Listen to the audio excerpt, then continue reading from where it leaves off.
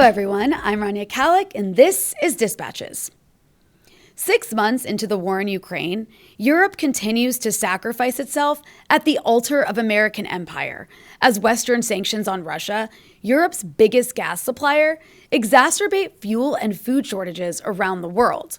Meanwhile, the U.S. is pouring billions of dollars of weapons into the conflict, hoping to drag it out as long as possible to weaken Russia, fighting to the last Ukrainian. But winter is coming as Europe prepares for energy shortages. Weapons are ending up in the hands of the far right. It turns out Ukraine isn't so democratic after all.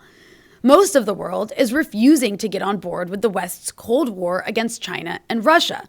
And Western countries have turned to the only mechanism they can to hide these dirty truths about their proxy war: censorship and pressure campaigns. To discuss the censored reality of the war in Ukraine and its horrific consequences, I'm joined by Tarik Cyril Amar, a historian from Germany who's currently associate professor of history at Koc University in Istanbul, working on Russian, Ukrainian, and generally East European history. But before we jump into it, be sure to hit the subscribe button and the bell so you can get a notification whenever we post new content. And if you appreciate this show, you can help it grow by becoming a patron at patreon.com/breakthrough news or by donating below on YouTube. Tarik, welcome back to the show. Thank you. Thanks for inviting me again. Well, it's great to have you back on. I mean, I think that when it comes to expertise on this issue, you're one of the few actual experts. And also there's a reason that we don't see you on like CNN and MSNBC because you're not like spouting pro-war talking points. But, since we have reached this kind of like 6-month point of this war, it's been dragging on for 6 months. I think it's maybe a good time to assess who, if anyone, is winning, and also like what does winning even mean? I don't know if anyone's actually really winning, but maybe who's losing is the way to put it, or who's losing the most. Everyone's sort of losing. And also to kind of address that, we have to specify who is this war actually between? Is it Russia and Ukraine? Is it Russia in the West? So I'm curious if, just to start, could you address those issues before we move on to some more specifics? Mm-hmm. Yes, sure. Look, I also don't know who's winning and who's losing at this point. I have a feeling that makes me part of a very large group of people, actually. Right. Nobody does. What seems to be happening is, what we can say with certainty, right, is that, and we've talked about this before, an initial plan, a very early plan of Russia, how to win this war, failed. And that victory didn't come in as they planned in February. It was supposed to be an extremely quick sort of lightning strike operation. I think they've never admitted this, but the evidence points that way. And that failed. And then we ended, all of us, the Ukrainians, the Russians, and everybody around, ended up in this war of double attrition, as I would say. And one part of the attrition is the attrition between the Ukrainians and the Russians and their allies on the battlefield, right, from the separatist republics. And that is ongoing. And even there, we don't know exactly what is happening, because casualty figures and figures of wounded and figures of those who cannot participate in the fighting, POWs, all these things are extremely hard to come by and are unreliable. But we know that both sides are taking heavy losses. The other war of attrition is the war of attrition between, in essence, Russia on one side, and a sort of alliance between Ukraine and the West, right, mm-hmm. led by the United States and with the European Union and Tau, as it were. And that is an economic war, right? I mean, we can call it sanctions, we can call it this, we can call it that. But what this really is, and I think everybody who's halfway honest about this knows and admits this, not depending on your political point of view, we are actually in an economic war with Russia. That's much better than a shooting war. Don't get me wrong, there's a huge difference, but it's a type of war. And there, the picture is actually the other way around. It's quite interesting to observe this, because I think the West had an illusion too, which was that once we slam these really unprecedented sanctions on Russia,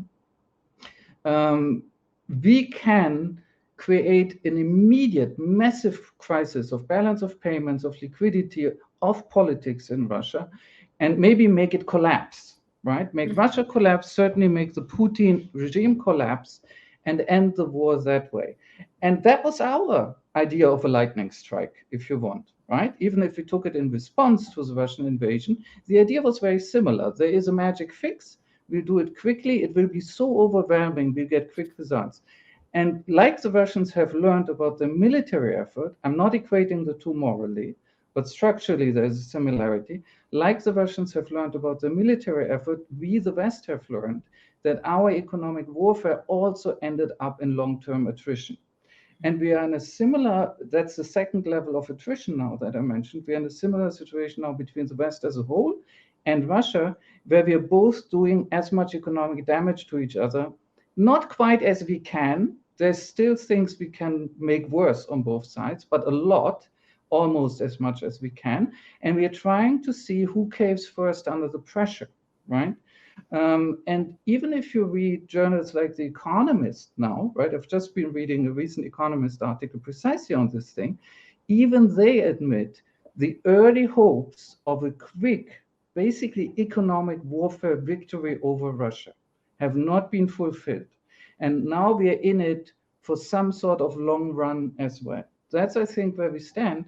And that's why it's so extremely difficult to say who's winning.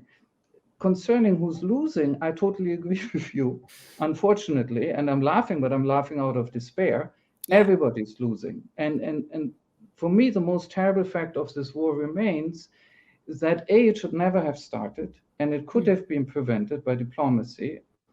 And B, once it started, there were several moments where a number of actors, including actually the Ukrainians, very early on, if you remember, had the very sound idea of saying, let's stop this quickly.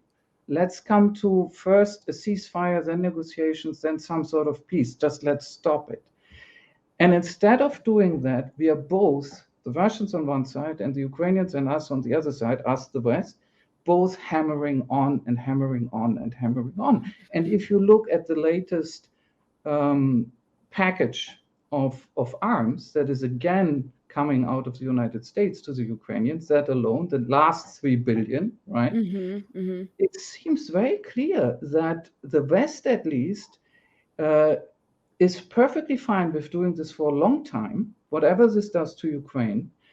And I think the Russians is pretty much the same thing. Yeah, no, I think that's well said. And I mean, you alluded to obviously this like economic war that's playing out. And I know you were recently in Germany, and obviously you're from Germany. So I wanted to put this to you as well, because we've seen a lot of various industries or heads of industries in Germany warning that the energy shortages as a result of the fact that Germany's trying to, have sanctioned Russia and isn't able to get as much Russian gas as it got before. That's seriously threatening German industry. Germany's union head has warned that entire industries in Germany are actually at risk of collapse because of these energy shortages from Russia. And then you also have Europe in general. European countries are warning about, having to ration electricity in the wintertime. European power prices are hitting record highs.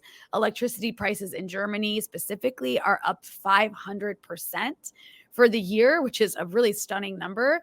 And, winter is coming, as our Game of Thrones friends would warn. So you have these prosperous European countries, again, like I said, preparing to ration energy consumption. We're used to, of course, doing that in Lebanon, where I live, but not used to seeing the Europeans have to do that. Also, the euro has fallen actually below the dollar. Inflation is getting worse. All of that's to say, I'm curious, first, what are these sanctions doing to the European economy? Obviously, nothing good. And why do you think it is that Europe is willing to sacrifice itself, its people, its prosperity for a war that seems to only be benefiting, U.S. policy goals, if even? I mean, is the German public supportive of this? I know that's a lot of questions, but, feel free to grapple with whatever aspect you'd like to of that. Yeah, look, I think your observation that Europe is facing really severe strain across It's various countries, and here we mean European Union, Europe, first of all, is absolutely true. And and that's very interesting, more and more admitted right now, right? So when you read, for instance, Handelsblatt, right? When you are interested in mainstream German news, fairly well informed on the economy from a sort of center-right perspective, you must read Handelsblatt, right? So it's one of these two things that you must read. And the Handelsblatt has always been absolutely gung-ho about the war, right? And today, interestingly enough, it had two items. One was an article that was actually critical of Zelensky. And more than that, that pointed out that there are people in Ukraine who are legitimately critical of him. So not the usual spiel, which is somebody doesn't like Zelensky, but that means they're pro-Russian or agents, but a very different tack suddenly, which is there are actually Ukrainians who have good reasons to have a problem. That was one thing. And then the second item was actually not about trade unions in this case, but about representatives of German industry warning not only that Germany might face a recession, either mild or severe, but that Germany might face what they called deindustrialization of whole sectors of its industry. Now, if you know German political culture, right? Somebody is saying that we are not just facing a recession, which is already, a sheer horror, almost as bad as inflation in German political culture, but actually saying we might look at deindustrialization. That's a sensationally pessimistic statement, sensationally pessimistic. And of course, what they're talking about is the effects of rising energy, in particular gas prices, but not only gas, of course, right? So you have, of course, the situation in Great Britain, which is horrendous and where a massive social crisis is brewing because they are the conservative government, unlike in other European countries, has made a decision to basically hand on these elevated energy prices to private households, right? No buffer, nothing, just hit them with it. And then they put on a little band-aid of some targeted aid, right, which doesn't work well. Various other European countries fall in between, and the effects of all of this are very variegated. They're very complicated. I give you an example. For instance, when the heat wave this summer hit Germany, one thing it did was it made people use ACs more. Now, Germany isn't that big on ACs, but they still had to do it, and it still made a difference. And that, again, actually had an effect on the capacity to not use up energy that they want to have for later, for the fall and the winter. When global warming reduces the depth of German rivers, above all the Rhine, there are cases where you can't get the coal to the power plants anymore that they're reusing again, although, of course, coal is a horrible fuel, right, as an ersatz. Not to speak of things like they are now prolonging the 2 or 3 nuclear reactors that are still on the grid, and so on and so on. So when you look at this as a whole, and I'm not an economist, but from what I'm reading, there seems to be consensus that Europe is facing something between either a mild recession or a very severe recession, or up to partial collapse and rationing, right? Coming out of this energy squeeze that is now happening between Europe and Russia on the other side. Now, the Europeans complain to the Russians, right? This is something that Olaf Scholz, the German chancellor, loves to do. And they're basically saying, well, you Russians, you claim that you are maintaining the pipes, Nord Stream 1, for example, that big gas pipeline that is crucial in this respect. Or you are claiming that you cannot take back certain turbines that you need for this pipeline. And then the counter argument that comes from Scholz and other experts is, but that's not true. You're lying to us. In reality, you're doing this for political reasons. Well, the answer to this is obviously, yes, you know what, that's right. But what did you expect? Of course, the Russians are doing this for political reasons. You hit them with massive economic warfare. They hit you back. What did you expect? That they would just say, well, this doesn't count? Now, I understand that for many people, this is a deeply moralistic issue. So they have this weird assumption that because Russia is overall in the wrong, which it is, right, We should be able to wage economic warfare, but they shouldn't hit us back. Well, this is not how the world works, right? Russia is not going not to answer our economic measures because we know that Russia was wrong in launching a full-scale invasion of Ukraine. Russia is doing what all states do. It will look at what it sees as us attacking it by economic means, and it will defend itself by attacking us and increasing the pressure on us. So all of these arguments about why is a certain turbine not coming back from Canada to Germany and from Germany to Russia, and why is Gazprom maintaining Nord Stream 1 so long? They're very banal, they're trivial, they're uninteresting. Of course, these are pretexts. But what's underneath this is a very real and at this point inevitable case of economic warfare. And when you have an economic war, both sides will actually, in economic terms, shoot. You have to expect that, right? That's what's going to happen. But sorry, I shouldn't. No. Please continue. So the other thing, you mentioned the United States, right? Mm-hmm. There is a study now by a scientist, I think, at an academic institution in the German city of Dresden, I think. Perfectly reputable guy. And what he has calculated is that when you put it all together, German enterprises now pay for their gas about 8 times as much as an American enterprise pays for the same amount in America. 8 times, a factor of 8. And that's the minimum, because if you add taxes and stuff like that, he says it's closer to 9. Now, is it conceivable that some people in the United States are short-sighted enough, because I think this would be very short-sighted, to think, oh, that's a nice side effect. First of all, we are dragging the Europeans along in this economic warfare against Russia. And secondly, these European economies, our competitors, actually get massively weakened because the cost to them is much higher than to us. Is it possible that some people in the United States are silly enough to think like that? I think absolutely yes, unfortunately. What will figures like that do in the German public? I don't know. Right now, the discourse in favor of Ukraine is very, very strong. And I repeat, for understandable reasons, I can see why. And so facts like these are handled with enormous care, marginalized, not thought through to what I think are the logical conclusions, namely that there are actually also real divergences of interest between the Europeans and the Americans. Unity must be kept up, at least rhetorically and officially. Will this never crack?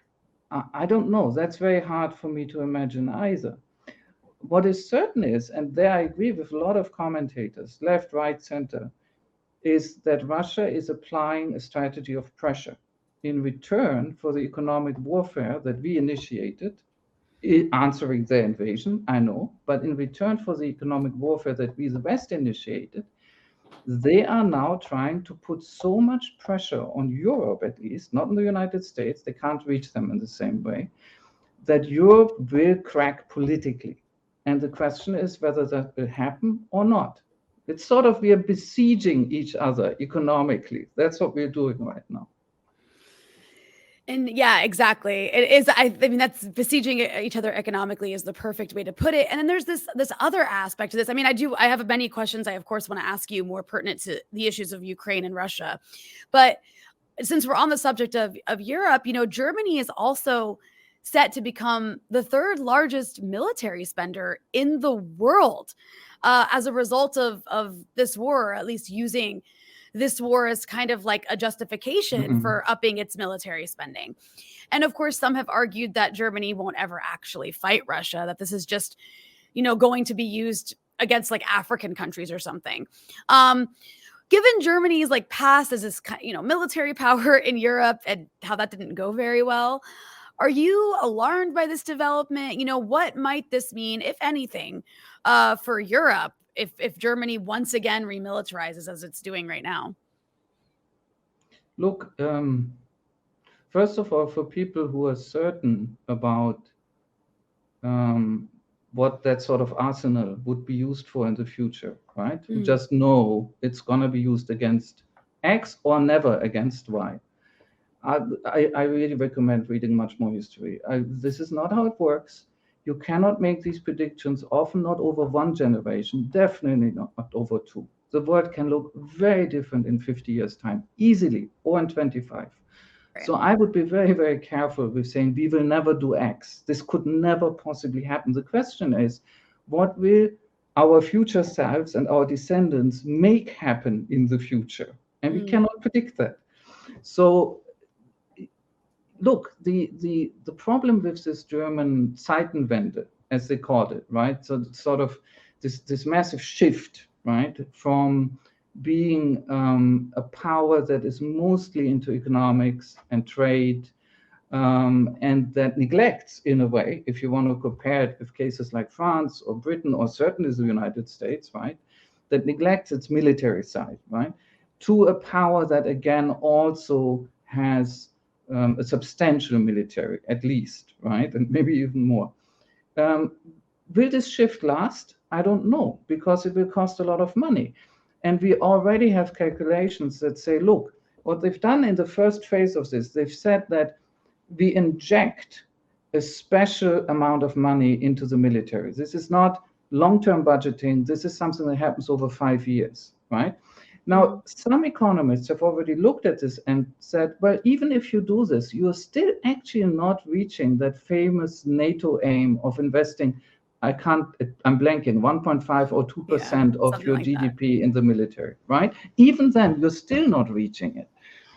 So if that's the case, you have to ask yourself, if Germany is also facing challenges economically in terms of social policy and perhaps in terms of social cohesion, right? After all, it is a democracy. Its elites can be voted out and they will be looking at that threat, right? Is it really in a position to maintain long-term high spending on armament, or if you want a more neutral or nicer term, defense? We don't even know that. But let's assume Germany gets a more powerful army again. Let's assume, right?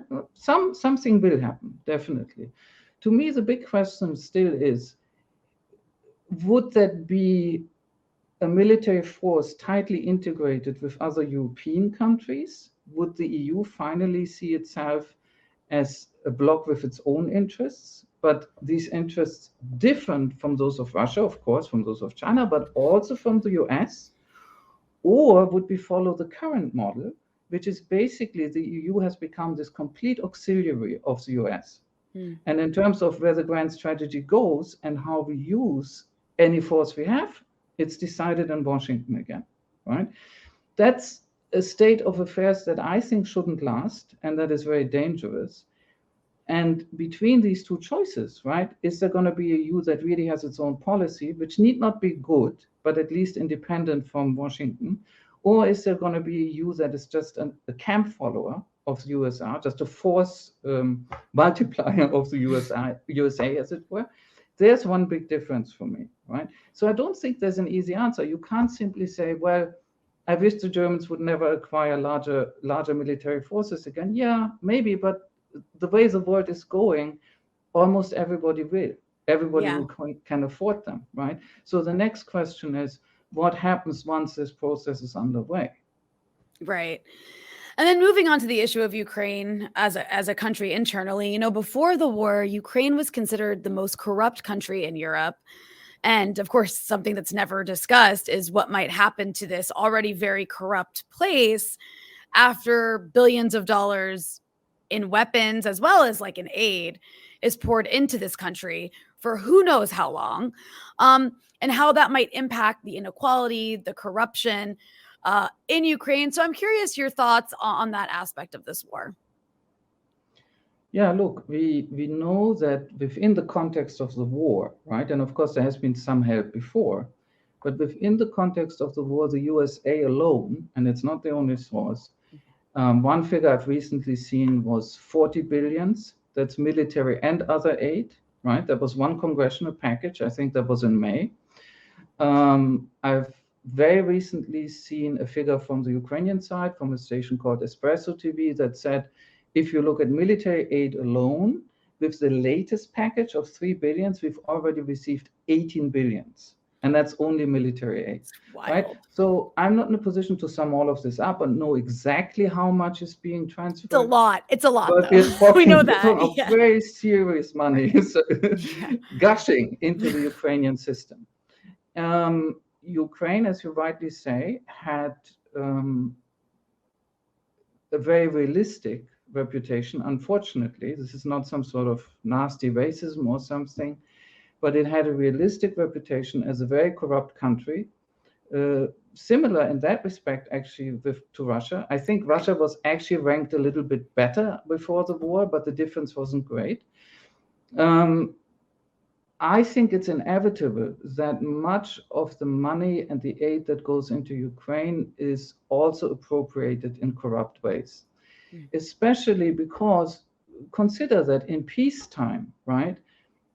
Those who actually invest the money or give the money, really, right, may be in a position, if they want to, often they don't really want to, but if they want to say, look, I really want to know what is happening with these funds, right? There might be a little more control, a little more of a demanding attitude on those who give, on the side of those who give.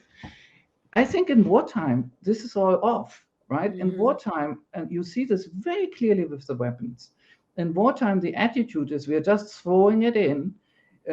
This needs to be done because we need to fight the Russians, we need to stop the Russians, maybe beat the Russians, and the chips can fall where they will, right? This is, I think, right now the attitude behind this type of spending. And if you do this to a very corrupt country, then obviously a lot of people will find opportunities to appropriate your aid in ways that you have not foreseen and that are not good for either the people who give, nor for Ukrainians or Ukraine as a whole. I do think this is inevitable. Yeah, no, I mean it's just logic, right? And then to another issue that is pertinent to Ukraine is that, we keep hearing that we have to fight, or at least in America, we keep hearing we have to support Ukraine to save democracy. But I don't think Ukraine doesn't appear to even really be a democracy. I think the war has definitely made that less so, in the sense that, you have Zelensky banning many opposition parties. The country, like you mentioned, is very similar to Russia in the sense that it's run by oligarchs, even more so than Russia, it seems, if we look at that corruption index. That is actually like a Western corruption index. So it's not like something I or you came up with. And so how would you characterize Ukraine's government? Is it a dictatorship? Is it maybe a democracy and I'm being unfair? Is it something in between? And I mean, I know these concepts are a little bit silly in the middle of wartime, but because we're constantly told over and over again that this is a fight for democracy, I do think it's important to be honest about the makeup of the Ukrainian government and what it actually is. Yeah, okay, that's an extremely complex issue, I think. But I think it can be broken down. One thing that I would say right away, asked about that, is that I do think that Ukraine and Russia are different in that respect, that Ukraine has had, if you look at it since 1991, since the Soviet Union went away, right? Or if you want, since 92, right? Since they all started their own trajectories. Ukraine has had more de facto pluralism, and it has had much more change of government, right? In Russia, you have two presidents. You have seen Putin. There you go. And with Putin, you have one little change in between, but it really doesn't count. Forget it. So with Ukraine, you have the Orange Revolution, as it was called in 2004. You have the Euromaidan. You have these ruptures. You also have elections that are happening in a way that they don't happen in Russia now, right? In the sense of, in Russia right now, the incumbent wins. That's the first rule of elections. And that's not true in Ukraine, right? The incumbent can lose. This is how Zelensky came to power. He made the incumbent lose. Right. So there's a difference. But here's the problem with that, right? Russia is and especially the people who hate Russia so much should understand this, I think. Russia is a very low bar when it comes to democracy. You really don't say much by saying Ukraine is not as authoritarian as Russia or more democratic than Russia. That's true, but it's not telling you a lot.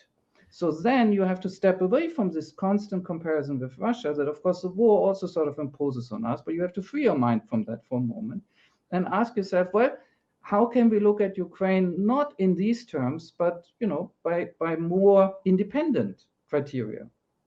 And if you do that, before the war, Ukraine was seen by many people as either a very flawed democracy, right? There is a democracy, but it really has lots of issues.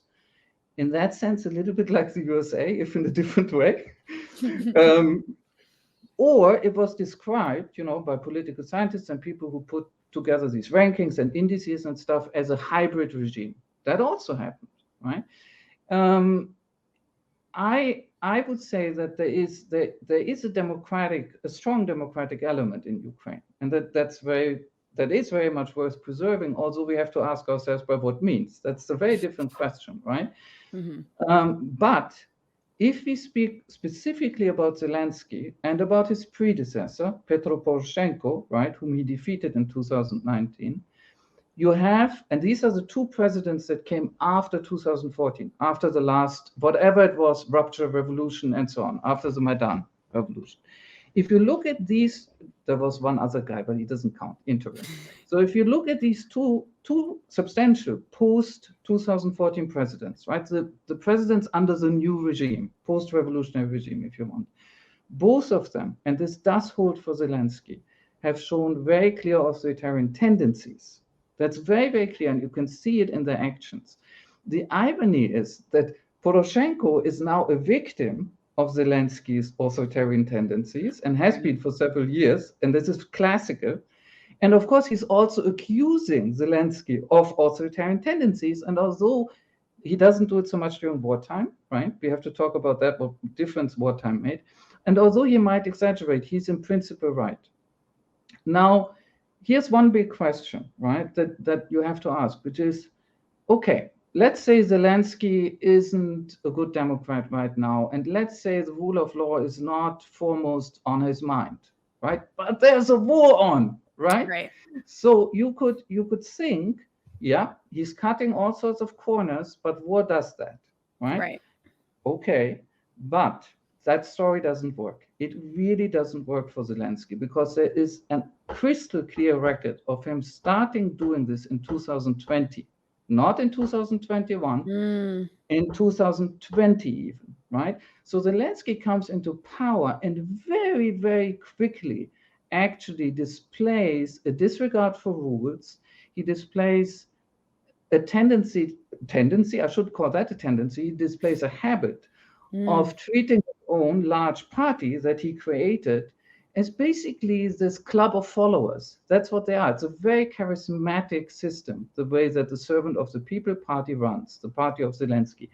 There is a moment when Zelensky comes into power in 2019. He really starts in 2020. He also is clever enough to very quickly have elections for the parliament, right? So he's president and he captures the parliament. All of this is fine. This is politics. This is allowed, right? And the fact that he gets an absolute majority with his people is also fine. You can play for absolute majority as long as you obey the rules. But then there's a very telling moment where they call together all or most of these new deputies of his party, Servant of the People, in a place in Western Ukraine, a spa basically, in a big hotel. And one of his advisors gives a speech.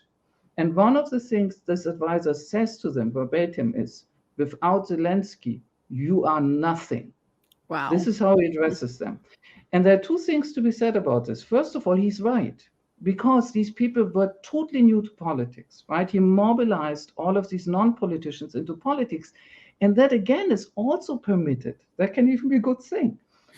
But he then used that, and this is what you see in this quote, to build this enormously dependent party where people, it's, when you're elected, even for a party, you should see yourself, first of all, as a representative of those who elected you. That's really your core job. You cannot simply see yourself as a cog in the machine of Zelensky. And Zelensky has very much imposed that understanding of his party. Now, you can see how aggressive this was, and there were other moves as well, which we can talk about, by the fact that by 2021, Freedom House, right, was actually talking about Zelensky's authoritarian tendencies. You can Google this. In 2021, everybody wakes up to this, inside Ukraine and in the West. The Western press, the think tanks, and so on, they're full of criticism of Zelensky as disappointing and as displaying authoritarian tendencies. It's couched in different terms, but it comes up again and again and again. And I was one of these people, just I was publishing my stuff on RT.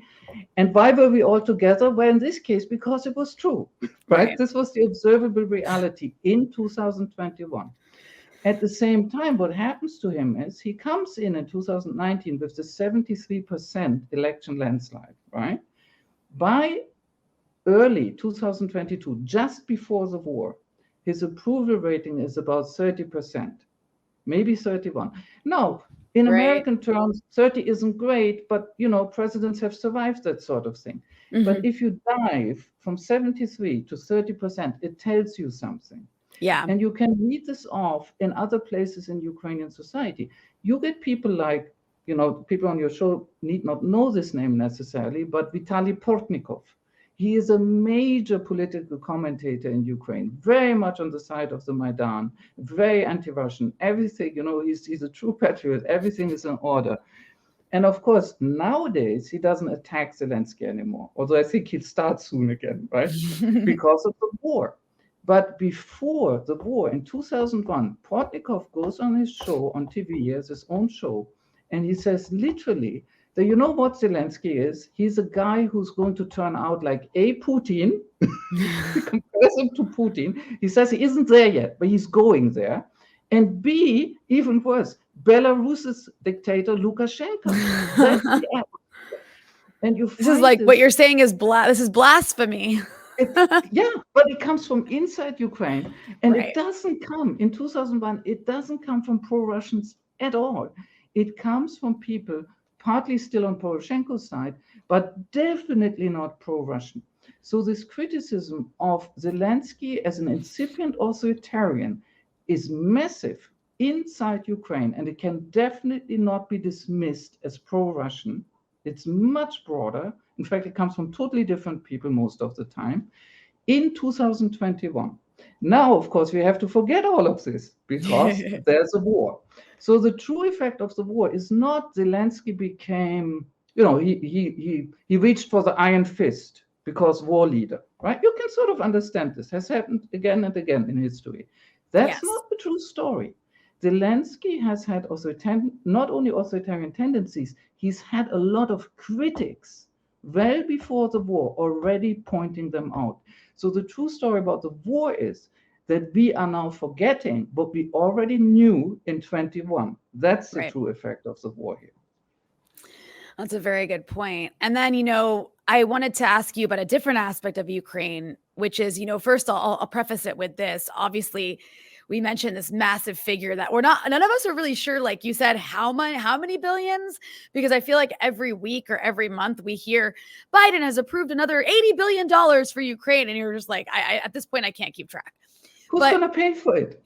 And nobody says that. It's amazing. Right. But, regardless, exactly. But billions of dollars in weapons are going into this country. And then according to that censored CBS report, only something like 30% appear to be making it to the front lines. And I raise that just to say that, when I spoke with you back in April, you talked in depth about the history of the Ukrainian far right, Ukrainian Nazis, or collaboration with Nazis, and how serious a threat these sorts of people pose today. So after 6 months of war, we still see the Western media whitewashing the role of the far right, of neo-Nazis in Ukraine. Can you explain how powerful are these people in Ukraine now? I mean, I know it's not an exact science, but based on your own expertise and kind of watching how this has played out, obviously not every Ukrainian fighter is in the Azov battalion. But how much of an influence Does Azov have and other groups have in Ukraine after this war has started? Has that influence grown? Obviously they already did have an influence, which you talked about last time, on Ukrainian culture. They have some sort of influence on the government. They are integrated into the armed forces, but have they been empowered by this war? It's again, war's really tricky, isn't it? So Yeah. I think something very strange has happened. Several things have happened. They go in different directions. One is, you mentioned that Western media were whitewashing, right? The Ukrainian far right, right? And I totally agree with you. And to be honest, I think this whitewashing has gotten much worse since we talked. It really has. I was looking at a study a few days ago out of Canada, and what it showed is that into the war, into about March, April, May, Canadian media were sort of sitting on the fence. They were not criticizing Azov as far right, but they were still mentioning that it was far right in some careful way, right? With origins in sort of far right circles or something like that. And that after that point in time, it all dropped away. That by now the whitewashing is, so to speak, complete. It's just not mentioned anymore. And I see very similar effects in German media, but when I read German newspapers, where you get reputable newspapers now mentioning Azov in terms such as the alleged far-right regiment, right? And in German, the way it's couched really implies the allegation is wrong, right? Oh dear. So I think if you think in terms of what the Ukrainian far right has been after for many years, actually, long before the war, namely normalizing itself in Ukraine and internationally, the war has promoted that. I'm not saying, they haven't done the war. The war came out of other sources, but the war actually has helped them do that, right? So this is one way in which I think the Ukrainian far right, in fact, has become more dangerous. And the less we hear about it, in a way, the more dangerous it gets, because I don't think we hear less about it because it's less important. I think we hear less about it because this normalization process has been so successful in our media. Now, the second point is, you have had this large battle in Mariupol, the siege, right, of the steelworks, and not all defenders were members of Azov. This is often forgotten. But a large part of the defenders were actually Azov regiment members. And so when that ended, thousands of Azov members went into Russian, became prisoners of war, captivity. Again, what is that doing, right? What is this doing to Azov? On one side, you could say Azov is weakened, because before the war, remember, there was always this idea, almost mythological idea, that Azov is not only hyper-patriotic, it's also perhaps the best unit in the army, in the armed forces, strictly speaking, National Guard and so on, doesn't matter.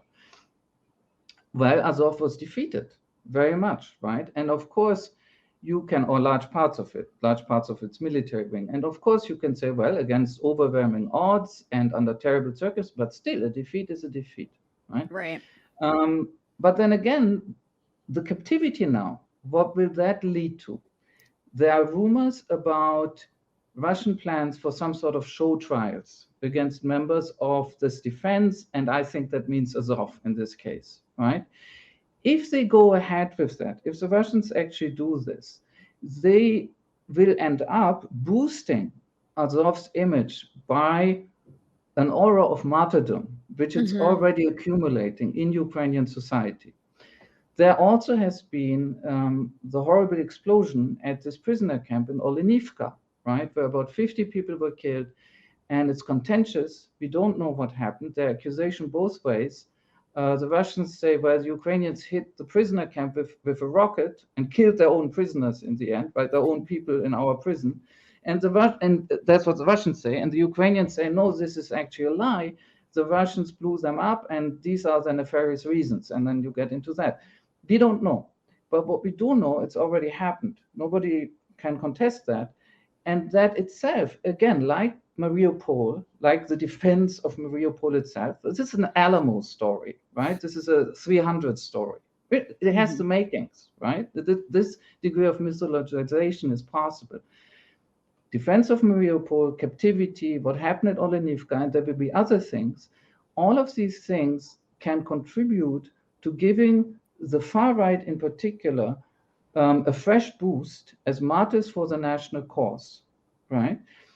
This can also play itself out in the piece. And now back to the weapons, right? You started your question with this CBS documentary where somebody fighting on the side of the West, I think it was an American advisor, right, says this shocking thing, like only 30% of the arms actually reach the Ukrainians and the rest somewhere else, right? So I looked at this, and of course it should never have been censored, but it's also true that this is just one guy blabbing, right? That doesn't mean it's not true. I think he's up to something. It can be 30%, it can be 50%, but I'm absolutely sure, and I think anybody who's halfway realistic would have to agree if they're honest, that a substantial amount of not only money, but of weapons is siphoned off. This happens in all these conflicts. Yeah. Some of it goes into the international market. It's turned into money, right? So the money can also go to far-right organization, right? Money is a resource as well. And some of it can be held back in a depot somewhere for day X, whatever that means in the view of a particular political force. Is this going on inside Ukraine right now? Inevitably. Will we hear anything about it? No, I don't think so, because absolutely nobody has an interest in looking into it. And the only ones who would talk about this are the Russians, and the Russians have no credibility left for very good reasons, by the way. So there we are. This is probably in this sort of shadow area that for now cannot be pierced. But I think it would be extremely naive to think that this is not something that's happening right now and that it can have very dangerous effects in the future. Yeah, and it's actually really unpredictable, the effects it could have. Some of the effects are predictable, like the bigger picture stuff, like you mentioned. Obviously, like with every conflict, a lot of these weapons are going to end up in the black market. That's one thing. But if you look at any other conflict in the last 25, 30 years, I mean, whether we're talking about, Yugoslavia, whether we're talking about Syria, Libya, all of the weapons that were poured into these countries are still being used in conflicts by various militias today. In fact, you could argue that certain conflicts in Africa would not have taken place had it not been for the weapons and kind of militants that, were pushed, were moved around and circulated throughout the Middle East and North Africa following the regime change wars on Syria and Libya specifically. But moving on to another, speaking of the issue of martyrdom, you did have, I think, this new sort of element of the war, which was the car bomb that was used to attempted assassination of Alexander Dugin, or maybe it was targeting his daughter, who was the one who actually died and killed in this car bomb a week ago. Regardless, Russia has pointed the finger at Ukraine. Ukraine, of course, is denying this. And the Western media, unsurprisingly, almost celebrated this attack and portrayed Dugin as like Putin's brain. That's what they literally call him. Putin's brain. He's like the architect of the war in Ukraine, they say. I don't know how true that is. I'm curious if you could maybe give us an idea of who is this character, Alexander Dugin? Is he Putin's brain, as the West claims? Like, how relevant is he to strategy when it comes to what the Russians decide to do? And or maybe he is a marginal figure that was incorrectly seen, I don't know, as somebody who was advising the Russian government. But regardless of all that, it does also seem to me that, just as you said with the prisoners of war, depending on what Russia does with them, it could turn these Azov guys into martyrs. Regardless of what Alexander Dugin was before this attempted assassination, he certainly is a bit of a martyr now. He's been turned into a martyr. His daughter's been turned into a martyr. Does it mean anything? Do you think, will this have a lasting impact, or is it kind of just a blip in the war? That was also a lot of questions. Feel free to grapple with whatever parts you want of that. Well, that again, it's clearly very important right now. Look, I think the easiest part first, right? Dugin is not Putin's brain. That is so misleading, and I'm so fed up with, I'm sorry, the ignoramuses Otherwise, I would have to think they're malevolent, right? The ignoramuses who are spreading this in the West, including some very, very reputed academics who should really know better. He's not Putin's brain. That's a complete misdescription of who he is. Has he had some influence? Yes. Some of his works have been officially adopted for reading by the armed forces. He's had a fairly robust public presence and a media presence. Who is he politically? Well, in my view, he's close to fascism or fascist. It's complicated. He's officially a neo-Eurasianist, which is, but he's very, very far to the right in some ways. And actually, in better days, some of the Ukrainian far right used to meet Dugin. There are pictures of these guys together occasionally. The irony. Yeah, so he's very far to the right. There's no doubt about this. He has made himself horrible statements where I think it was during the annexation of Crimea in 2014. There I might be wrong, but the statement was, what should we do with Ukrainians? Kill, kill, kill. Right? He did say that. Oh. So Dugin is not a harmless figure. He is an intellectual. But he's not a man with a gun. He's not a man who has actually literally sent, people with bombs into the field or anything. He's not the leader of a terrorist cell. But he's a poisonous intellectual. He's not Putin's brain. Putin draws on a lot of people. He also likes to read history and philosophy. He quotes history and philosophy. And there are a number of names. Dugin occasionally turns up, but really this whole idea that Dugin is the architect of anything, nonsense, complete nonsense. Now, did somebody believe that and therefore try to kill him and or his daughter? I don't know, right? Maybe it was even different from that. They were just targeting him as a symbol. Maybe it's something else entirely. We know nothing about what exactly happened right now. But we know that he's not Putin's brain. That is just, he's a horrible figure in many ways. He can be interesting to listen to, as some horrible figures are. If you know where you yourself stand and don't fall in the trap of the Pied Piper. But he's politically horrible, and the moral implications of his political stances are horrifying. There's no doubt about that's true. But celebrating the car bomb against, how old was she? 21, 29? I think she's 30. Yeah, she's 30 years old. I cannot see that. See that. Even he's a nasty piece of a thinker, right? But he doesn't deserve to be car bombed. I'm sorry. He's a civilian. And his daughter, although she was following in his footsteps, right? He was very much a Duginite, right? She doesn't deserve that either. I don't know what they deserve, but not a car bomb and not assassination. And whoever thinks this is some sort of glorious strike against, the Russian regime or the iniquity of Russia, or that we can joke about this. I don't know. Intellectual moral morons, to be honest. I have no sympathy for that. I have no sympathy for Dugin. I have zero sympathy for people who applaud this car bomb. It's just low. It's indecent,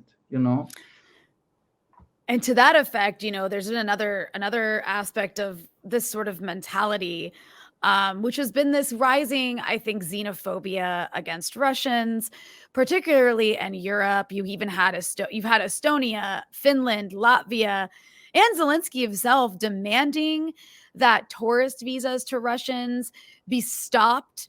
You also have other. I'm going to show this tweet real quick because I think it captures this quite well. This other aspect of this war where people just for something they can't help, right? Their nationality, just for being Russian. In this case, you have this person, actually interesting, has a Ukrainian flag in her name, but she says, very nice move of rejecting my friend based on her nationality. This is she is adding this is the Cancer Research Center of Beatson Institute in the UK. She's tagging them and saying, I think it's unacceptable. I understand when institutes cut off official ties with Russian institutes, but this is beyond my comprehension. She included a screenshot of the email her Russian friend received from this Beatson Cancer Institute in the UK, and addressing her, the person from the institute says, I'm afraid that I have to withdraw my offer. I have just been told that very recently the Beatson has established a new policy upon which I am unable to appoint you because you are Russian. And so, I mean, I raise this just because this is part of a larger trend of, basically just purging people for being Russian from various academic settings, from getting certain kinds of visas, particularly student visas. And then now you see, again, these growing calls to stop even offering tourist visas to Russians.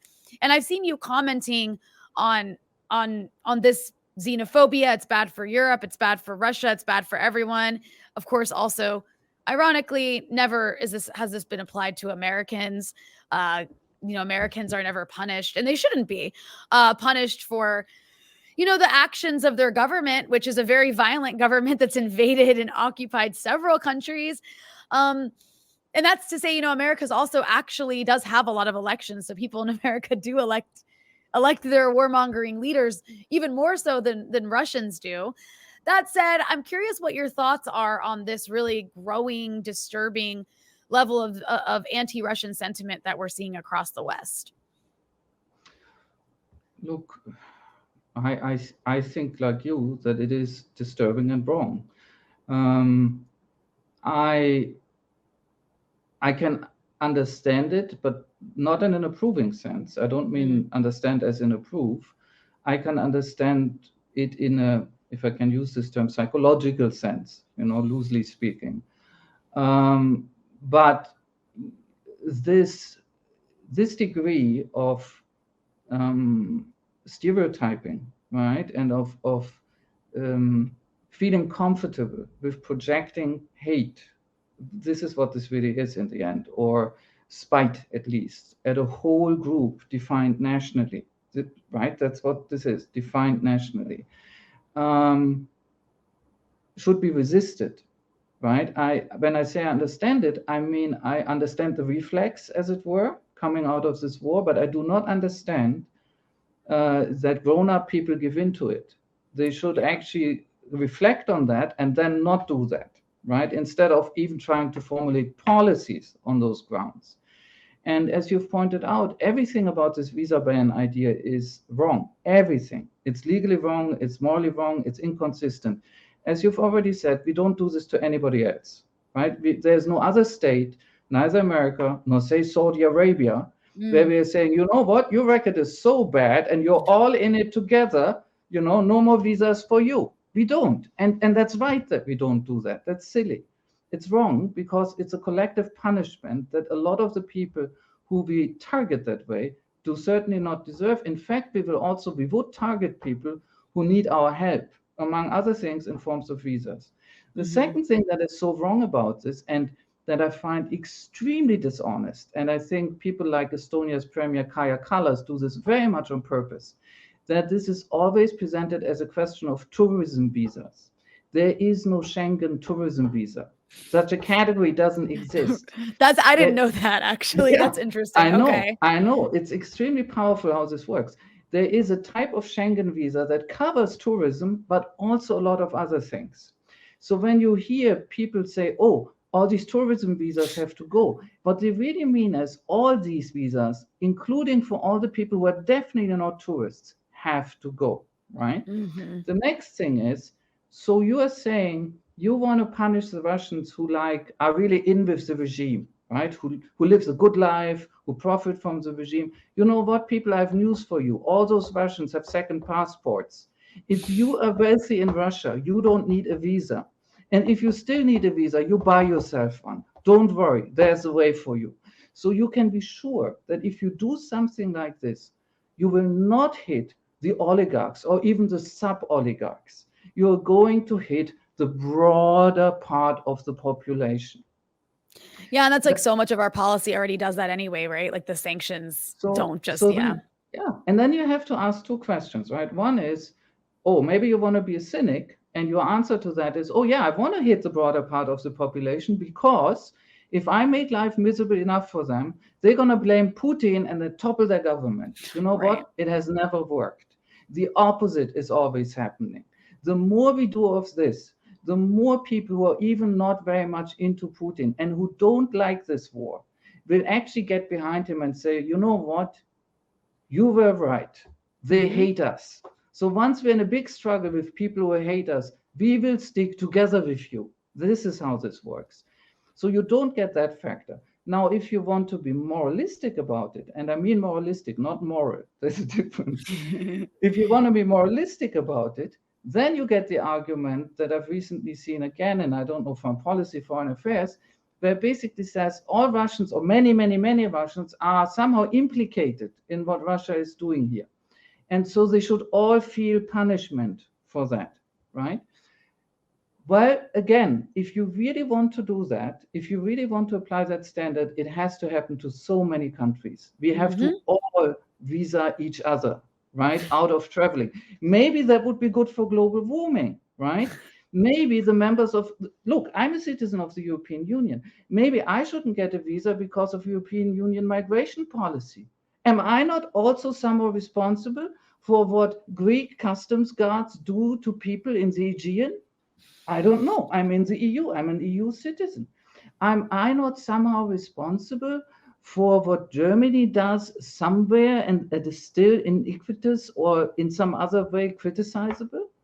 We don't use these standards, and there's a good reason, because I'm sorry, but, and this is another topic that perhaps we will talk about, but I know people cannot process this, but if you want to slap a visa ban on all Russians because they are Russians and because that associates them with the policies of their government, you would have to slap a visa ban on all Israelis. Yeah. You would, according to that logic, for actually living in an apartheid state and not toppling the regime to change that. Now, am I in favor of that? Absolutely not. So don't get me wrong, right? No sort of distortions of what I'm saying here. But that is the absurdity of this. And here comes the third point. If something like that was ever done, if it were done, right, and I hope it won't be done, Russians aren't stupid. They would look at the world the same way we now look at it, and they would also say, look, okay, I might even be against this war, but nobody else gets treated like that. So I'm being singled out, right? Yeah. And then they would rightly say, oh, you're practicing double standards. Once again, once we get them into that sort of mood, how do we expect them to either criticize their own government, with which they will sort of close ranks, or see our point of view? Nothing good can come out of this. It's unfair, it's illegal, and also it's a big mistake. It doesn't even promise good results. Yeah, and also like you said, logically so stupid, because it also suggests that are you even in Russia? Don't you get arrested for criticizing the war in Ukraine, like, or something along the like? I mean, you want people to get arrested. You want people to risk getting arrested. Like it's just people in the U.S. certainly wouldn't be willing to put their livelihoods on the line in the same way. And the double standards are amazing, and I do want to get back to that. But I want to make sure I ask you this, because I think it's also an interesting aspect of this war that isn't talked about so much, and that is, you're in Turkey, and Turkey has taken this like recalcitrant like stance on expanding NATO, extracting concessions from Sweden and Ukraine and the US, while also pounding targets in Syria and Turkey at will, and also not joining the anti-Russia crusade and really maintaining good ties with the Russians, like all while supplying Ukraine with crucial drones. And so I'm just curious if you have a take on if there's a way to explain this Turkish policy.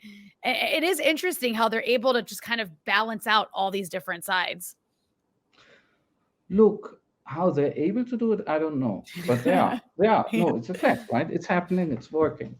How to explain what they're trying to achieve? Again, that is also, here's the thing. Although I'm in Turkey, I actually don't know Turkish well, right? That's so, my access to Turkish media, Turkish public discourse, and so on is much weaker than, say, to Ukrainian and Russian. It's almost not there, unfortunately. But from what I read beyond Turkish language media, right, my sense is that the idea is to enhance Turkey's international leverage, its standing, its whatever you want to call it, its capital, as it were, in diplomatic terms, by taking this unique position inside NATO, and actually probably in the world right now, which is, yes, we are with the West, but with respect to the specific conflict between Ukraine and Russia, we maintain enough, what do you even call it, relationships, channels with Russia, so that we can effectively act as a broker, right? And now the test of a policy like that is practice, right? It either works or it doesn't. What it will do in the long run, we don't know. But here, 2 points I would raise. One is the grain agreement has worked. The grain agreement has worked. And of course, Turkish media are proud of that, but you know what? I think they have a point. They have a point. This was actually necessary and useful, and it took an intermediary. And if the Turkish government hadn't taken this very specific, complicated position that has frustrated many people in the West, and I'm sure in Russia as well, right? They wouldn't have been in a position to play that role. It would have been impossible. Now, in the future, when this war ends, right? Remember, at the beginning of the war, you had people like Josep Borrell, right? The de facto foreign minister of the EU, right? It's a complicated title, but that's what he sort of is. And he comes out and he looks like this mild-mannered old guy, right? But he's very pissed off with the Russians because they insulted him in Moscow, right? And made him look stupid, which he deserved. But hey, he doesn't know that. And so he comes out and he says, this war will be won on the battlefield. The foreign minister of the EU, right? I mean, the EU, right? It's like, it's you know, it's just like, boom, it's the Hulk, you know, throwing off their clothes and getting green, you know. So this war will be won on the battlefield. And he's still very proud of that. I've read an interview with him in El País, you know, like 10 days ago. But even he is also now saying, but every war ends with some sort of negotiation. Obviously, yeah. Oh, there's the catch. Yeah. So sooner or later, and we all know this, right? Sooner or later, I hope sooner, there will be negotiations. And I personally, I'm good with having another, perhaps the only broker in the room. There will have to be a broker. And don't get me wrong, I'm not romanticizing or idealizing this. The Turkish leadership will get things out of that, right? Leverage things, look at the diplomacy towards Finland and Sweden, right? For instance, it's a slightly different issue, but it's related. So they will seek advantage, as states do. But is it on the whole a good thing, a productive thing? Yeah, actually it's useful. That part of Turkish foreign policy is useful. No, and I mean, that actually is a good segue into what I wanted to ask you is just very briefly, like, I think we've been talking about this since the war started. Since the war started, the war could have ended, right? There's definitely forces who have wanted this war to drag out, who continue to want this war to drag out. And at this point, at this rate, it's probably going to continue to drag out, unfortunately, for quite some time. That, regardless, though, it could have ended when it started. It could have ended before. It could have never happened. But no matter when it ends, it's going to have a pretty obvious resolution. Can you tell us what that resolution is likely going to be?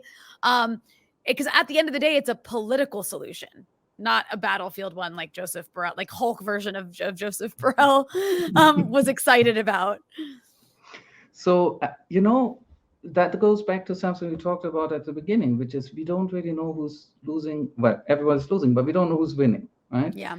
So, and war really is very unpredictable, isn't it, right?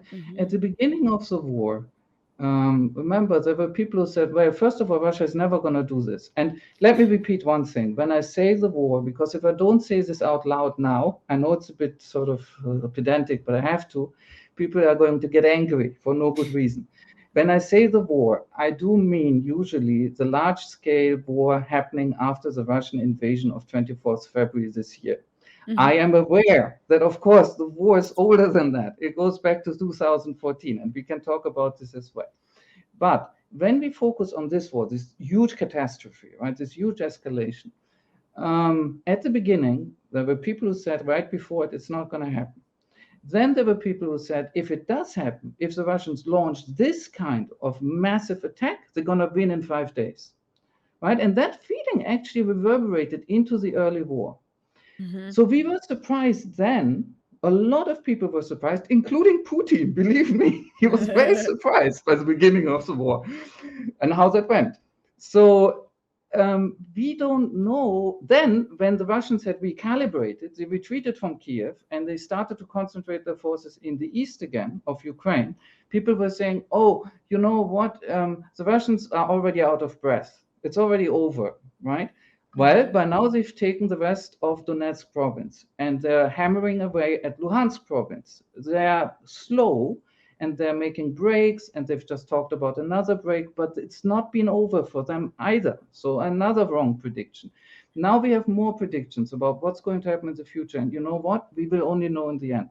So we don't know what exactly will happen on the battlefield before people stop fighting.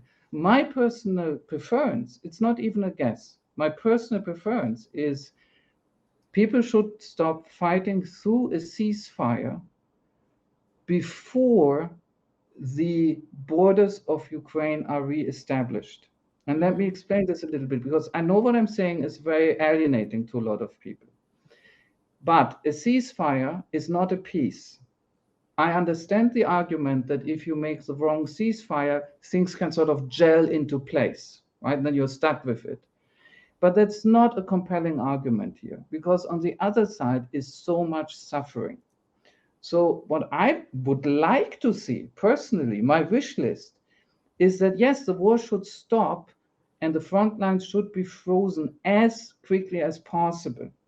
And then there will have to be very long negotiations. And yes, there might be a long period, years, decades in the worst case, of some unresolved state where, you know, this territory is still claimed by Ukraine, but the Russians really control it and it's a big mess, but at least people are no longer killing each other, right? That's my preference, to risk even that over continuing this war until not very much of Ukraine might be left. Right. Now, of course, you have the hawks in the West, and they've gotten a little bit quieter recently, right? Who, again, in this Borrellian spirit at the beginning of the war, were like, oh, this is our chance. We are going to inflict a huge defeat on Russia. Bam, you know?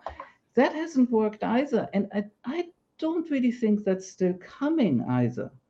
So if we are in this place where both sides cannot really get what they want, right? Not speaking about who's right or wrong. It's a different issue. But both sides cannot achieve the maximum aims anymore. Well, then we should already start negotiating, right? This is already a time to say, look, we both have tried our worst, or in the Ukrainian case, our best, because they're on the defense, I get it.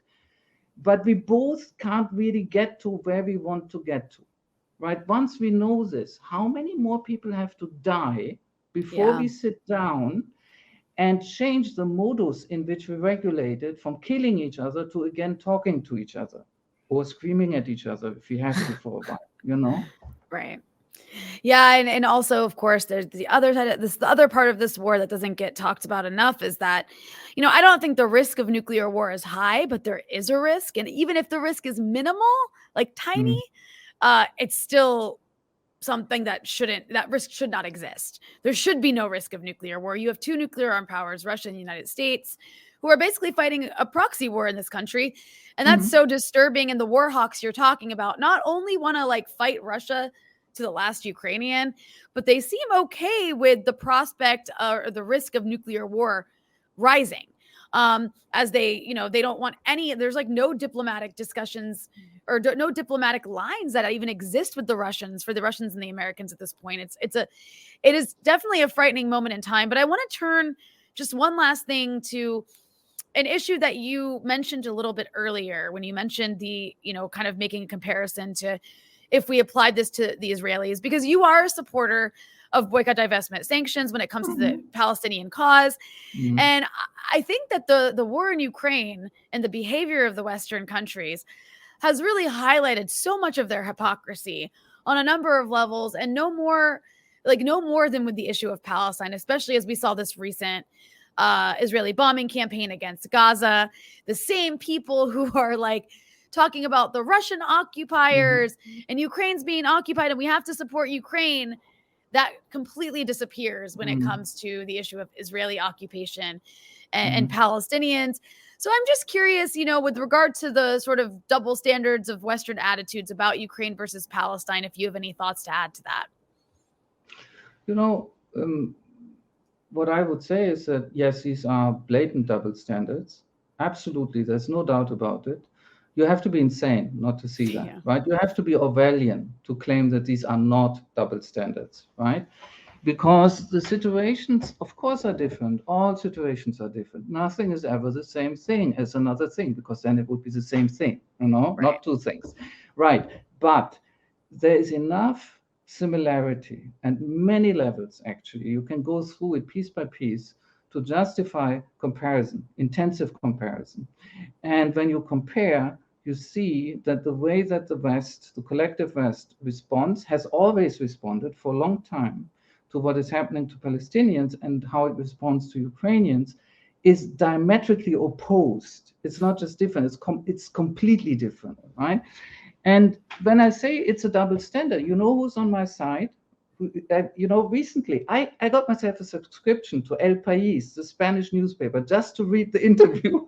So I read this interview that Josep Borrell, he's sort of my hero, as you might know by now. Really? No. I was like, wait, the sarcasm went right over my head. It's still early in the morning here. That's I apologize. No. He's my I was like, I'm very confused. He's my anti-hero. He's sort of a hero of a Gogol tale for me. So anyhow, Josep Borrell gives an interview to El País, right? On the 11th of August, it was published.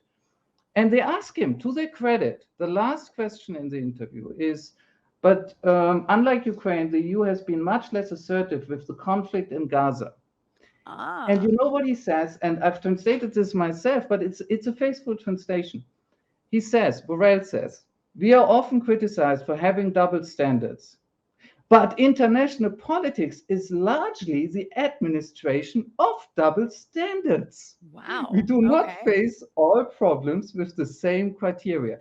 Now, this is either one of the most stupid or most dishonest sentences I've ever seen. This is just breathtaking, because obviously what he is saying, he's confusing two very important and very different things. Yes, we approach different situations, as in our personal lives, with different criteria. But you know what? A standard is actually fundamental. It's not a criteria. A standard is a standard because it's supposed to apply across the board. Right. So to actually say openly, yeah, we have double standards, is either incredibly stupid or incredibly cynical or both. I'm sorry, it's scandalous. And you know what's funny about this interview? There's almost no echo in the Western media. It's buried in Al País. And the way you find out about it is that, like, the Chinese, the Persians, the Iranians, and the Russians, they're highlighting about it, right? And when I first saw these news items from these guys, I thought, wait, maybe they're making that up. That's really extreme, right? So I had to go and get the subscription to read the original interview, and it's there, word by word. So, and then what arguments does he make? The argument is basically, we, the EU, don't have enough. We don't have enough influence in that region, over Israel, over Palestine, in the Middle East in general, to do anything about these people in Gaza who live, and he uses this term himself, in an open air prison. And we, in this respect, Joseph Borrell said that? Yes, You're kidding. Yes, no, look it up. It's there. So he uses the term, and then he says, well, we don't have that much influence. It's really depending on the Americans. Well, guess what, Joseph? Everything in Ukraine that you are doing depends on the Americans. So this is definitely not an argument. This is not working. Without the Americans and their support, you couldn't conduct your aggressive EU policy toward Russia in Ukraine. So very, very similar, right? Not at all different. Now, let's go away from him, because, but if you look at the way that certain things are used in the Ukraine conflict, and often rightly used, for instance, you have a whole discourse about the colonial and the post-colonial. How Russia is this offended colonial power, former colonial power that used to sort of own Ukraine, and they can't live with that, and now they're coming back to punish them for all their uppityness, and the Ukrainians are fighting back in a just freedom struggle for self-determination, which they have a right to, right? You want to see a colonial situation? Hello. It doesn't get more colonial than Israel. Self-determination? Yeah, that's exactly what the Palestinians are about and what they're not getting.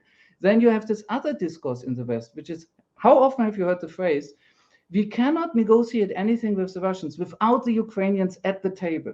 And there's even a stronger version of this, which is perfectly insane, which is we are all involved in this war, and Olaf Scholz, the German chancellor, loves this one. But only the Ukrainians alone must decide how it ends. Oh, really? We are all risking nuclear war together, but only Kiev alone can decide, right? Okay, yeah. Fine, right? But so this idea of they have to be at the table, they have to have their agency. Right, this is the new term. We don't say sovereignty, we say agency, like Ukraine is a teenager or something. Right? I find this bizarre, but fine. Her body, her choice. I understand the feeling. I even understand the thought. In principle, I agree. They shouldn't be shunted aside and treated as pawns. Let's forget the fact that we are treating them as pawns. Right, 100%. Yeah. But what is the Nakab conference? What were the Abraham Accords? Where were the Palestinians on this? They weren't there. Of course they weren't there. And nobody has a problem. Nobody says in the West, oh, where's Palestinian agency? Nothing. Absolute silence. Perfectly applicable, same criterion, same notion. And if Ukrainians deserve to have their agency taken seriously, and I agree with that, then Palestinians deserve exactly the same. And what the Trump administration did, and what, frankly, every American administration does to them, and what the EU basically just signs off on all the time, is to say, oh, you can participate in something as long as we and the Israelis decide exactly what it is. But if you don't like that sort of thing, like the Abraham Accords, then we do something else, and you're just not there. Bam. And it's about you, but you're not there. And you know whose fault that is? That's your fault. Mm-hmm. There we go, right? Talk about torture. We have reports about camps, fresh report out today, so-called filtration camps on occupied Ukrainian territory. And I think it's credible that there's abuse and that there is torture in these camps. We have very clear reports, and have them for a long time, that torture is by now built into the Israeli policing and judicial system. There's no doubt about this, right? Mm-hmm. Now, at a more abstract level, a point that really I find absolutely galling. When this war began and the Russians started heaping up, among other things, apart from the crime of war of aggression, which they have committed, various war crimes and crimes against humanity, like Mariupol, shelling of the theater, Bucha, all of these things. Okay, some of this is contentious, but you know what? On balance, they will have committed some very serious crimes. Of course, it's war. That's what happens in war. There's literally no war, But here's the point. For some people, this wasn't good enough. So you get people in the Washington Post and in Foreign Policy or Foreign Affairs, one of the two, writing, no. This isn't just crimes against humanity. This isn't just war crimes. This is genocide. Because there's this very specific place of genocide in our imagination where, and what they're trying to do is very clear. They're trying to say, absolutely no compromise. They make it explicit. Not even a ceasefire. Already that's a sin once we're talking about genocide. And double down on the military effort. They must be defeated totally in the field, the Russians. So the notion of genocide is first invoked, and then it's clearly politically mobilized, right? Mm-hmm. Now, let's take a step back. I think these people are wrong. I think what Russia has committed is crimes against humanity and war crimes, and that's really bad enough. Genocide is a very, very difficult category to apply here. But let's take a step back. What is genocide categorically? For the UN, it's an atrocity crime. It's one of the atrocity crimes that the UN lists, right? And you know what is an atrocity crime as well? What is actually listed as a crime against humanity? Policy of apartheid. Mm-hmm. Apartheid is officially a crime against humanity. It's one of those. That comes, the latest sort of embodiment of that is actually in the Statute of the Rome Court, 1998, right? So there's no two ways about it. We've had a UN rapporteur only very recently coming out, this David Link or something, coming out and saying, yes, Israel is committing the crime of apartheid. You had Human Rights Watch in an extremely well-documented report, essentially saying the same things, with a little bit of hedging, I know, but essentially the same thing. They were very clear. They were saying, we don't know if that makes it an apartheid state, which is a different thing again, strictly speaking, but the crime of apartheid is being committed. In addition to the crime of persecution, which is, guess what, also a crime against humanity. These are concrete international law legal categories. So then I begin to think, why are people leaping to the genocide category? Maybe it's because if we accused Russia only of crimes against humanity, we would accuse them of a category that actually applies to Israel as well. Yeah. And it would become even more clear how weird it is that we are trying to sanction the Russian regime literally to death, right? And maybe the country as such, but that in Germany, for instance, we go after people who are in a very moderate and civilized way, as it were, for BDS, concerning Israel, and treat them as if they were anti-Semites or something, which is, of course, enormous nonsense, right? There is really no way. You have to be schizophrenic to think that the way the West deals with Israel and it deals with Russia in this war is intellectually or morally reconcilable. And not on minor issues, like on big issues. I'm sorry I'm going on, but look at the media coverage. Look at the media coverage. You have this coverage about a Ukrainian journalist here or there, and I'm not being cynical, I find these things terrible, being killed by the Russians during the war. Well, you don't get the same for Palestinian journalists. You don't. Quite the opposite. We play it down, and the State Department helps playing it down, right? So you can trace this through our discourse, through our media, through our social media, and through our grand politics, how they operate. There is a complete inconsistency. And yes, the moral name for this is hypocrisy, right? And when I read something cynical like, oh, double standards are normal, right? I mean, he thinks probably he's Machiavelli or something, saying something shitty like that. But when I read something cynical like that, I'm just like, these guys don't even get what is the problem here, right? Now, there is a moral problem here, and that's, for me, this is a real and substantial problem. But if we have to explain it to the real politicians, the realpolitiker, right, who don't think in terms of morality and lies and all that stuff, you do what works, right? You know what? This display of hypocrisy has a price.